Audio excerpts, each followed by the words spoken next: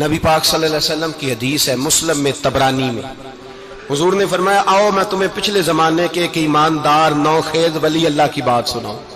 پچھلے زمانے حضور نے فرمایا پچھلے زمانے میں ایک بادشاہ جادو کے زور پہ حکومت کرتا تھا۔ جب وہ ایک جادوگر اس نے رکھا ہوا تھا تو جادوگر اس کو جادو بتاتا، وہ جادو کے زور پر حکومت کرتا۔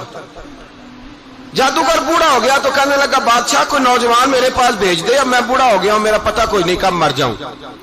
ایک نوجوان کی ڈیوٹی لگائی، بڑا زیرک سمجھدار، اپنے رعایا میں سے چن کے جو ذہین فطرت مزاج بچہ تھا وہ اس نے لگایا۔ اللہ کے محبوب علیہ الصلوۃ والسلام فرماتے ہیں بچہ جادو سیکھنے لگا، وقت گزرنے لگا۔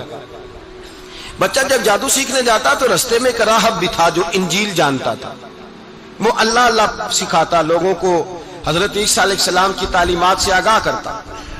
اس نے دیکھا کہ یہاں بھی لوگ اکٹھے ہیں تو وہ بچہ اس راہب کے پاس بھی اٹھنے بیٹھنے لگا۔ اب جب اس کے ساتھ اس کی گفتگو بڑھنے لگی تو اس کو باتوں میں لذت آنے لگی۔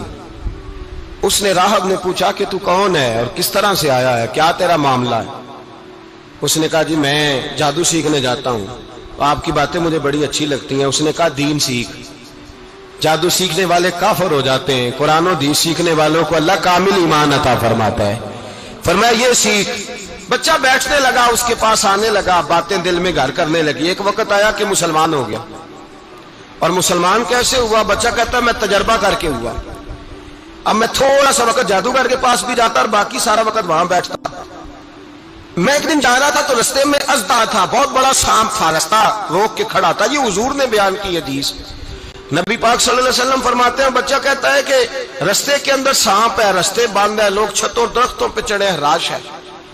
کہتے چھوٹا سا روڑا میں نے اٹھایا تو میں نے کہا اللہ اگر جادوگر سچا ہے تو اسے مار دے۔ چھوٹا سا روڑا میں نے پھینکا، ازدہا کوئی نہ مرا۔ پھر چھوٹا روڑا اٹھایا، میں نے کہا اللہ اگر وہ عالم سچا ہے تو اسے مار دے۔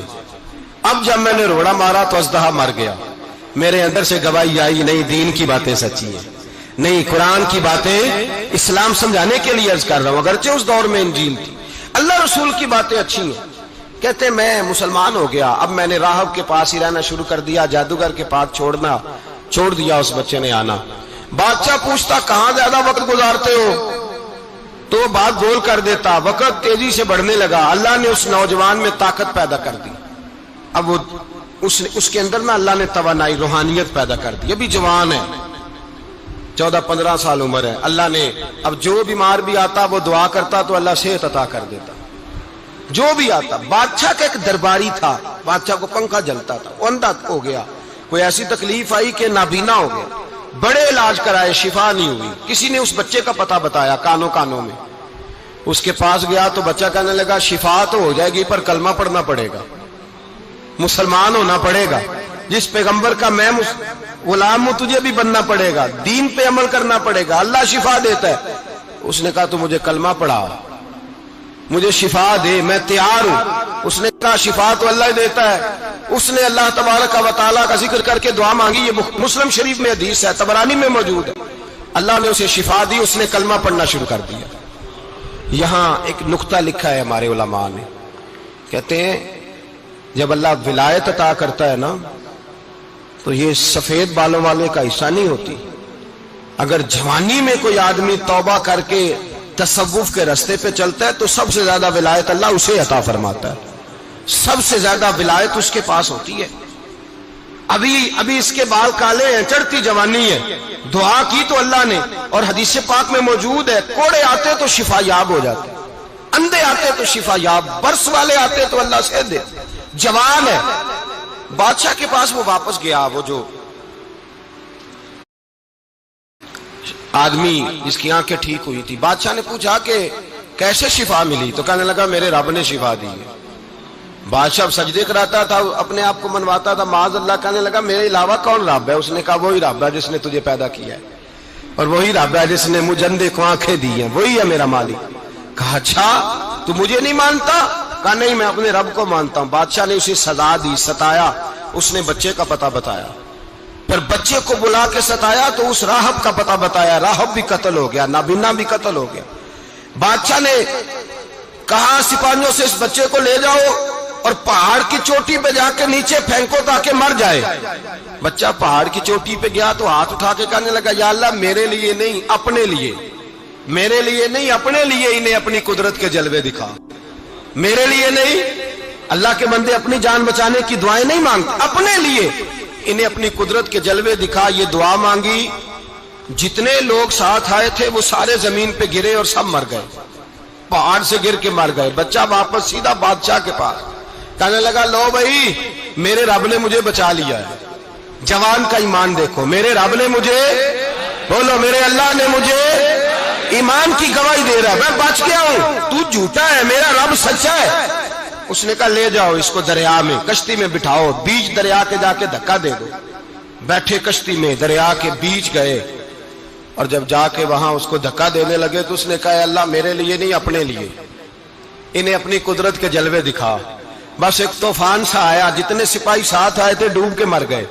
وہ بچہ اٹھا اور سیدھا پھر بادشاہ کے پاس، اسی کے پاس کہنے لگا لو بھائی میرے رب نے مجھے بچا لیا ہے، تیرے پاس آیا ہوں. وہ کہنے لگا تو کیا مصیبت میرے گلے پڑ گئی ہے، کیسے جان چھوٹے گی؟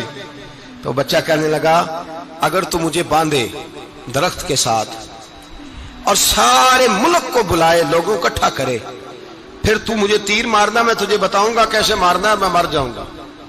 اللہ کا بندہ نوجوان ایمان دیکھو، مرنے کے طریقے بتا رہا ہے، میں تجھے بتاؤں گا میں کیسے مروں گا.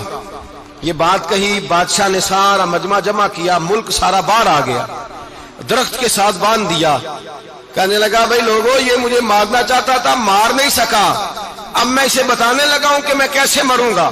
اسے کہو جب تیر مارے تو ساتھ میرے رب کا نام بھی لے، میں اپنے رب کے نام پہ جان دوں گا، ایمان کی پختگی میں اللہ کے نام پر جان دوں گا. اسے کہو رب کے نام پہ مارے، مر جاؤں گا.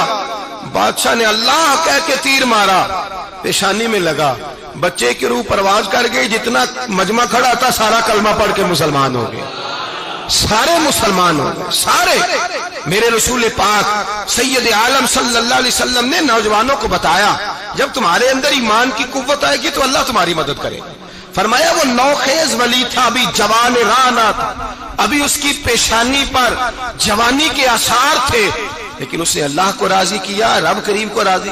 ولایت کا مطلب بڑھاپا نہیں، ولایت کا مطلب وہ نہیں کہ جب بڑا لمبا وقت گزر جائے تو پھر آدمی آئے کہ نہیں اب کیا کرنا ہے، اب مسجد ہی ہے، اب تو اس کے علاوہ گزارا ہی کوئی نہیں. تو اس وقت کا آنا اللہ کی بارگاہ میں قبول تو ہے، لیکن شاباشی اسی کو ملتی ہے جو جوانی کا وقت آئے، جو عین اس وقت آئے جو وقت میرے رسول پاک علیہ السلام کے غلام عبداللہ ابن عمر، حضرت عبداللہ ابن عمر رضی اللہ تعالیٰ عنہ فرماتے ہیں کہ میں نکلا، مجھے سفر کے لیے جانا تھا، تو تھوڑی سی کھجوریں، تھوڑا سا سرکہ، ایک شہد کی بوتل، چیزیں میں نے سفر کے لیے ساتھ رکھ لی. میں جب مدینے سے باہر صحرا میں نکلا نا تو رمضان نہیں تھا، غیر رمضان تھا. میں نے ایک نوجوان کو دیکھا بکریاں چرا رہا ہے، بکریاں چرا رہا ہے. اے جوان، آپ فرماتے ہیں اس کا چہرہ بڑا نورانیت والا، گرد پڑی ہوئی پر بڑا حسین. فرماتے ہیں میں نے اس کو کہا کہ آ جاؤ کھانا کھا لو، روزے بھی نہیں تھے.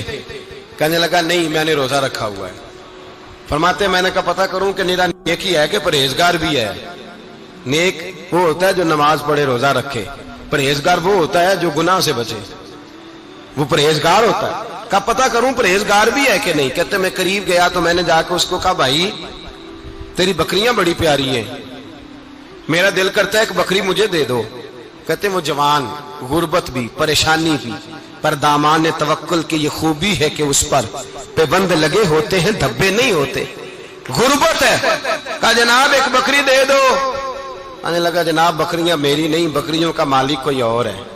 کہتے میں نے آزمانے کے لیے کہا کہ بکریوں کے مالک کو کہنا ایک بکری بھیڑیا لے گیا ہے، کہہ دینا بھیڑیا لے گیا ہے.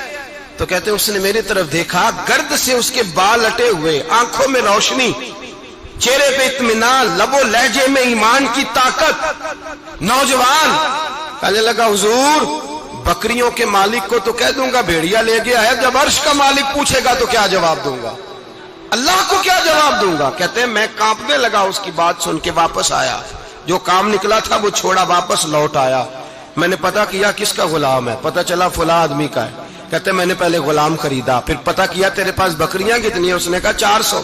کہتے میں نے مالک سے ساری بکریاں خریدی، پھر غلام کو بلایا، پھر وہ بکریاں تحفے میں دی، تحفے میں۔ کہنے لگا حضور یہ سارا کچھ مجھے کیسے ملا؟ میں نے کہا تیرا ایمان بڑا پختہ تھا تو میرے رب نے تجھے انعام عطا فرمایا۔